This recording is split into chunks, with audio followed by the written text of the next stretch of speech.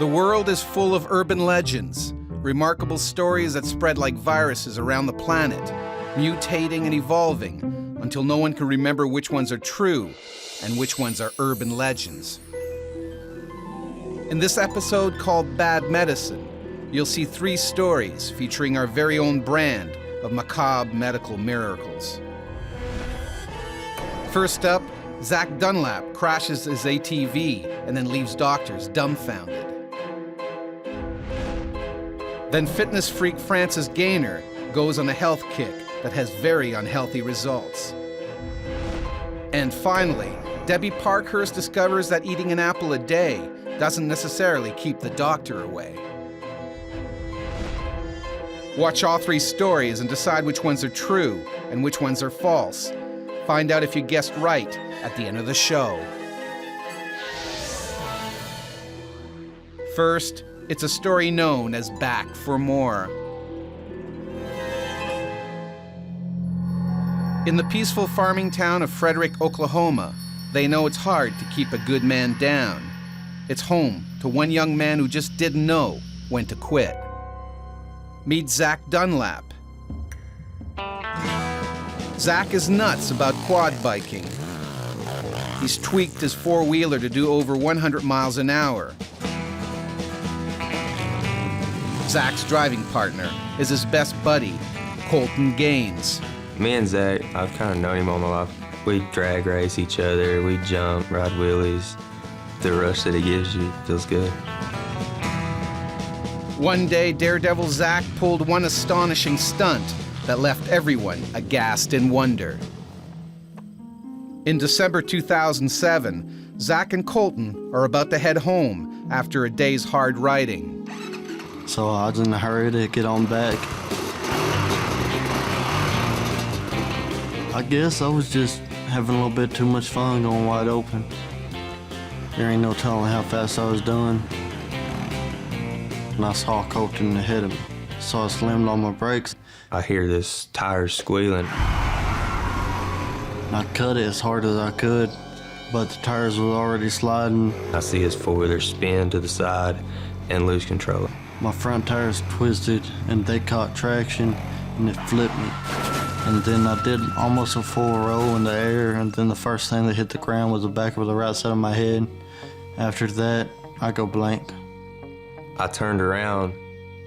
Zack! And I yelled his name. Zack! And he was laying Zack! face down. He wouldn't respond to anything. He was just laying there. Unconscious and broken, Zack is rushed to the hospital. His mother Pam is waiting for him when he arrives. When they brought him in, his head was all swollen, and there was just blood everywhere.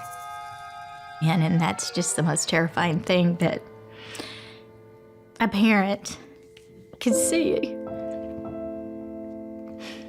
And they took him into the trauma room there, closed the door, and you're just left sitting there not knowing. The trauma team works frantically to save Zack. Finally, the doctor that was on call came out and he said the brain can't survive without the blood flowing to it. Zack's battered brain has shut down, leaving him in a deep coma.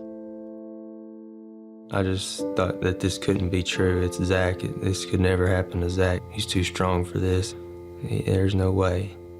That's when they told us that he was brain dead. Doctors don't expect Zack to regain consciousness, so his family agrees to turn off the life support. If he couldn't be here, then he would want to help somebody else out, because that's the kind of boy he is. They decided to harvest and donate his unharmed internal organs. Doctors begin the preparations. Going in and saying goodbye was probably the hardest thing. But Dan gets the feeling that the doctors are wrong. And I just told him, Zack, if you're in there, you're going to have to do something. If anything's going to be done, now's the time. With time running out, Dan sets out to prove that Zack is not really brain dead. And I pulled my pocket knife out. I just run it across the bottom of his foot. Zack jerked his leg. Did you see that? The medical staff are unimpressed. Well, of course, that was explained as just a normal reflex that people with brain injuries have, and it's not to be anything to get our hopes up about. Dan refuses to give up. So Dan was like, he's in there. I know. Check this out. What is it? He took his fingernail and jabbed it as hard as he could underneath Zack's fingernail.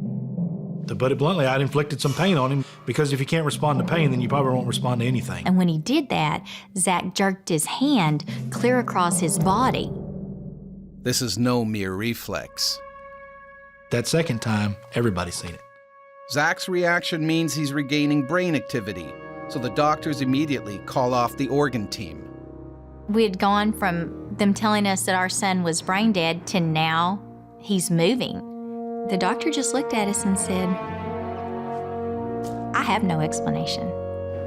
Within just a few hours, Zack is well on his way to making a miraculous recovery.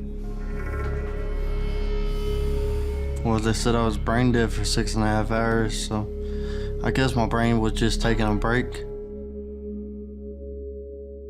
And it's all thanks to his stubborn refusal to give up hope. There's no doubt Zack was dead. No doubt in my mind. Something miraculous happened, and Zack wasn't dead anymore.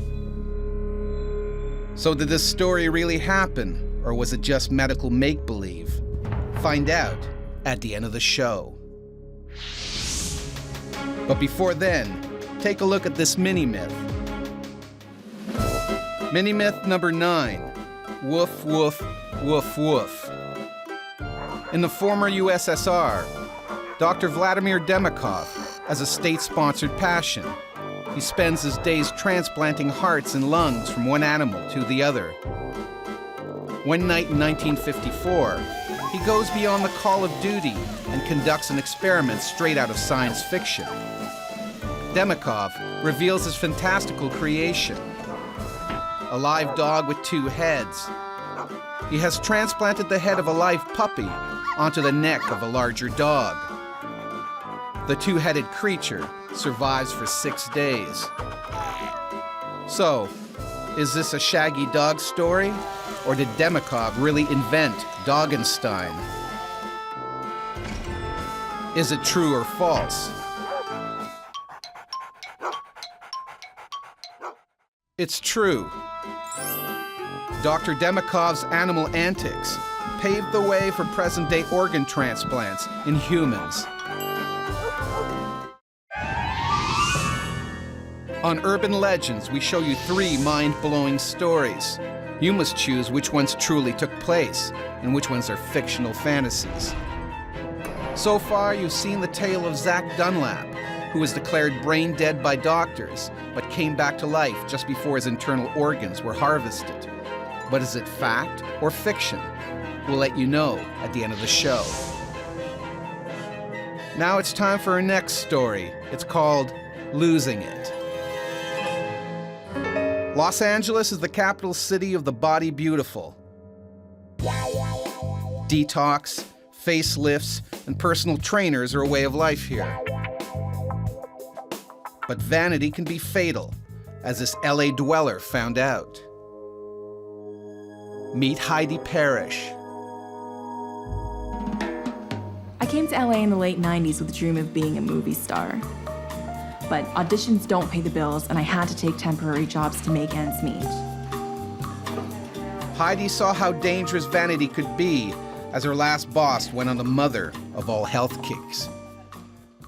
Back in 1999, Heidi was personal assistant to marketing executive Frances Gaynor, a woman on a mission to lose 100 pounds. I need you to go through and highlight pages 3. I said, if you're so unhappy about it, why don't you do something about it? All of a sudden, she says I'm brilliant, tells me not to let it go to my head. She tells me she wants me to find out who the best personal trainer is in the city, who the best personal chef is, where to get the best gym equipment. And then she says she's made a new goal for herself. No, I need him to come Her back goal now. is to lose 100 pounds in the next 100 days. Quickly watch the step, watch the door, please. Just... Frances begins by having a state-of-the-art gym installed in her house. If you quickly, please. You're putting that together too, right? I'm thinking she's really serious about this plan. Armed with a personal trainer, Frances embarks on her new regime. And Frances really stuck to the plan. I wasn't surprised. She was a very determined woman. The new lifestyle is really having an effect. The pounds are just falling off.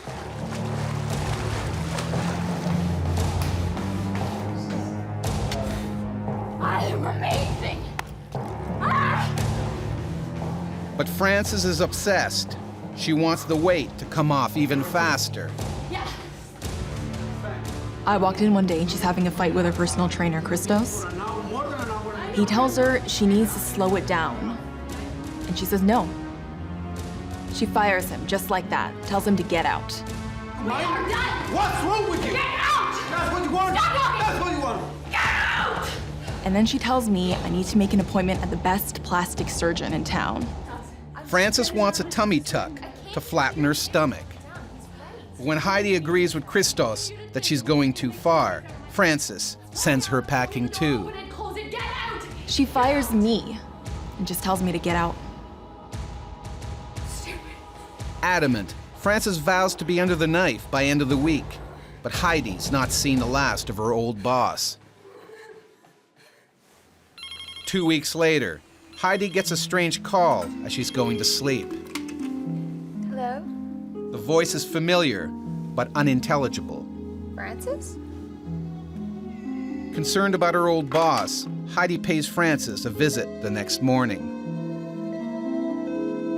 Hi, Frances. It's Heidi. I ring the doorbell and there's no answer. I notice that the door is slightly ajar, so Frances? I decide to walk in. She's greeted by an unfamiliar sight.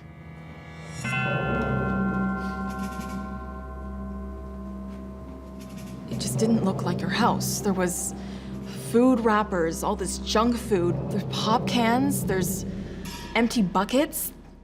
Someone's had a fried food fiesta.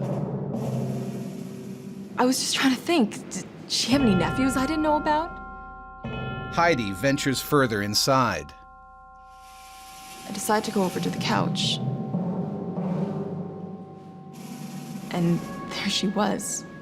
Realizing diets, exercise, and surgery didn't bring her happiness, Frances went on a fatal feeding frenzy. There wasn't enough time for her stitches to heal. She just split her insides open. Her newly trimmed tummy ruptured under the strain of a rapidly expanding stomach. It just seemed like she died the most excruciating death. So is this story real, or is it just a fabulous fraud? The truth will out at the end of the show. But before that, check out this mini-myth. Mini-myth number 19. Look before you flush. Boston native Martha Embers is taken to the hospital with fever and chills. Shortly after, she has muscle spasms and then promptly dies. Over the next few days, 5 other patients come in with the same symptoms. The only thing they have in common is that they've all traveled overseas but to different destinations. The break in the case comes when a chef from the airport restaurant dies in the same way. It turns out that the rims of the airport toilets are home to a bunch of poisonous Brazilian spiders. Accidentally brought in from South America, they've been injecting unsuspecting washroom victims with their deadly venom. Decide if this tale of toilet trauma is true or false. It's false. It started as an internet hoax in 1999 in Chicago. On Urban Legends, we show you 3 amazing stories. It's up to you to sort the totally true from the mendacious myths. So far, you've seen the tale of Zack Dunlap, who came out of a coma just as his organs were about to be donated. and the story of Frances Gaynor, the weight loss addict, whose junk food relapse ripped open her tummy tuck stitches. But which of these stories are the real McCoy? All will be revealed at the end of the show. Now it's time for a final story. This one's called An Apple a Day. Everybody knows that an apple a day keeps the doctor away. But for one resident of Northeast Maryland, owning a pet was far better for their health. Person in question? Meet animal lover Debbie Parkhurst. Let's get him. Come on, hurry up. I've been an animal lover all my life. I've rescued since I was about, I think, 4 years old. I love all animals. It just happens I have dogs. That's what keeps showing up. There we go. One of these dogs would come to have a massive impact on Debbie's life. Hear that? In 2005, a local couple find a puppy abandoned in a trash heap. The Humane Society tells them to contact Debbie. I got a phone call. They had a dog. He was 4 weeks old. He was in really bad shape when I got him. His eyes were seeping, starving, very malnutritioned. The puppy had been discarded like a piece of trash. I gave him a bath. Underneath all of that was this little fluff ball. It was love at first sight. That was it. Smitten, she decides to call him Toby. We noticed a big welt on his leg. His one paw is deformed a little bit. It ended up being a bone infection. Toby spent most of about 6 months to a year, I bet, in a cast. Realizing that Toby needs 24-hour care, Debbie decides to work from home so she can look after him. Once that happened, there was a very strong bond. 2 years later, that special bond is put to the ultimate test on what seems to be just another normal day. And I thought I'd stop and have a snack. That day it was just happened to be an apple. I always peel my apples. I have since I was young, but I read in a magazine all the nutrition's in the skin, so I left the skin on. It proves to be a fateful decision.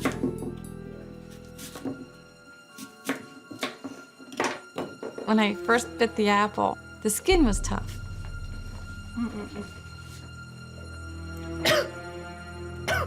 And before I know it, I was choking. My first thought was, I'll dial 911, but what do you do when you can't talk?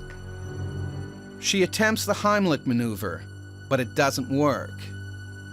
It was a horrible feeling, one I will never forget. So she tries to dislodge the apple skin using a chair instead. I pushed down as hard as I could, and nothing happened. Rapidly running out of breath, Debbie's life is slipping away. Tears going down my face. I remember that horrible feeling of that cold sweat tingle. It was absolutely terrifying. Debbie's gasps alert Toby. I still remember hearing him come down that hallway. I'll never forget that sound. I'll always remember that. He jumped up and he knocked me down. It was funny because the only thought I had at that time was, Toby, this is not a good time to play. At that moment, an elderly neighbor happens to walk into the house looking for Debbie. Hello? And I looked up. He curls both feet up and he actually pounded on me. It looks like Toby is actually attacking his stricken owner. And I remember her yelling, Toby, Toby. Get off of her, Toby! Get off of her right now! But there's no stopping Toby. He jumped on me and the apple came out. Far from attacking her, Toby was giving Debbie a doggy Heimlich that saved her life. My dear, what's happened to you? It's almost as if he knew. Perhaps this is a case of canine karma. To this day, I believe he knew. something was wrong. He may not have known what was wrong, but he knew something was wrong. So is this a true tale, or is it just a shaggy dog story? You don't have to wait much longer to find out. All will be revealed after this final mini-myth. Mini-myth number 199, Brain for Chess. Chess Grandmaster Vladimir Alexikov is competing in a tournament in Stalingrad, Russia. He's playing a formidable opponent, and the game is intense. While deliberating his next move, there is a loud bang, and something splashes onto the table, his opponent, and the crowd. Everyone is shocked to see that Alexikov's head has just exploded. The autopsy reveals that Alexikov suffered from a rare neurological disorder that floods the body with huge surges of electricity when under extreme stress. This causes swelling that eventually ruptures the skull. So, does this story expand your mind, or are you just a pawn in her deception? It's false. There are no known cases of someone's head exploding from too much thinking. It's time to reveal the truth about our three stories. First up, it's the tale of Frances Gaynor, the woman who dropped 100 pounds, but then went on a junk food binge that burst her tummy tuck stitches wide open. But is it true or false? That wasn't a true story.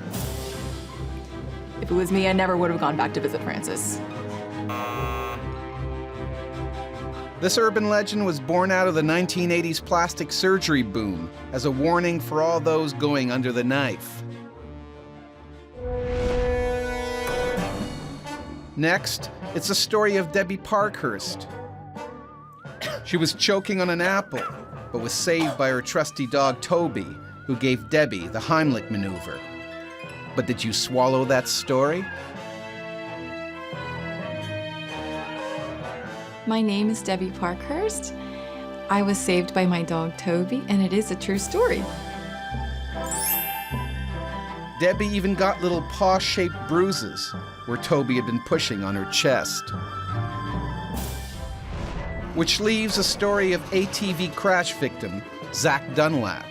He woke up from a coma just as doctors were switching off his life support system so that his internal organs could be donated. But is it true or false? I'm Zack Dunlap, and this is a true story. Despite being clinically brain dead, Zack made a full recovery. Doctors still have no idea how he survived. That's the end of our episode called Bad Medicine. Were you able to cut the tumor of lies from the body of truth? Don't worry if you couldn't. You'll get another chance to make a myth-busting diagnosis in the next installment of Urban Legends.